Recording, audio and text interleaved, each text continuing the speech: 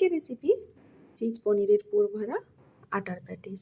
এখানে আমি বড় বাটির 1 বাটি আটা নিয়েছি, তাতে 2 চামচ ঘি দিয়েছি, সামান্য নুন দিয়ে এটাকে রুটির আকারে সবগুলো রুটি আমি বেলে নিয়েছি। তো ভিডিওটা কোনো কারণে আমি স্কিপ করে গেছি।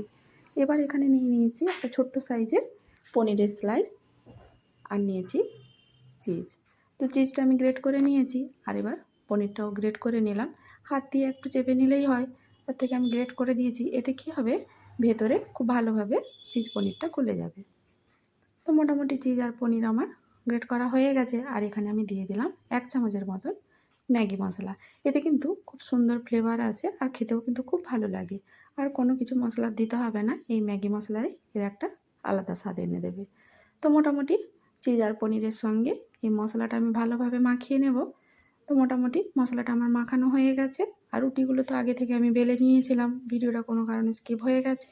আর এখানে একটা 2 চামচ আটাতে 1 চামচ ঘি দিয়ে এইরকম একটা ব্যাটার করে নিয়েছি, ওটা লাগিয়ে দিলাম। আর ওপর থেকে সামান্য একটু ময়দা ছড়িয়ে দিলাম। এবার আবার একটা রুটি উপরে চাপিয়ে দিলাম। ঠিক এইরকম আমি 5টা রুটি দিয়ে দিয়েছি। এবার বেলে নিব রুটির আকারে। এবার চারিদিকটা এইভাবে আমি মুড়ে নিলাম। তো হাত দিয়ে হালকা একটু চেপে দিলাম। এবার আমি এটাকে আবার আমি রুটির আকারে বেলে নেব। তো বেলাটা যেমনই হোক না কেন, এবার আমি এটাকে বেলে নেব।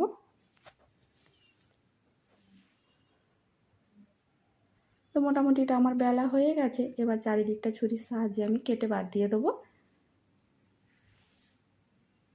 আর এখানে মোটাটা ঠিক যেমন আমি রুটি করি, ওই রুটির থেকে সামান্য একটু মোটা রেখেছি। এইভাবে বেলে নিয়ে চারিদিকটা কেটে এই যে ছোট ছোট এইভাবে শেপ দিয়ে নিয়েছি। আর তাতে দিয়ে দিলাম ওই পনির আর চিজের পুরো ভরা মশলাটা। এবার চারিদিকটা হাত দিয়ে একটু চেপে দেবো আর কাঁটা চামচ দিয়ে সাইডগুলো এভাবে দিয়ে দেবো। এতে কী হবে, দেখতে ভালো লাগবে আর এটা খুলে যাবে না তেলে ছাড়লেও। তো মোটামুটি সবগুলো আমি এইভাবে বানিয়ে নেব। আর মোটামুটি আমার বানানোও হয়ে গেছে। এবার গ্যাসের উপর কড়াই বসিয়ে দেবো, তেল গরম হলে ছেড়ে দেব। তো মিডিয়াম আঁচে আমি এপিট ওপিট করে একটু সময় দিয়ে এগুলোকে ভেজে নেব। এতে কী হবে, ভেতরে পনিরটাও বা চিজটা খুব সুন্দর গলে যাবে।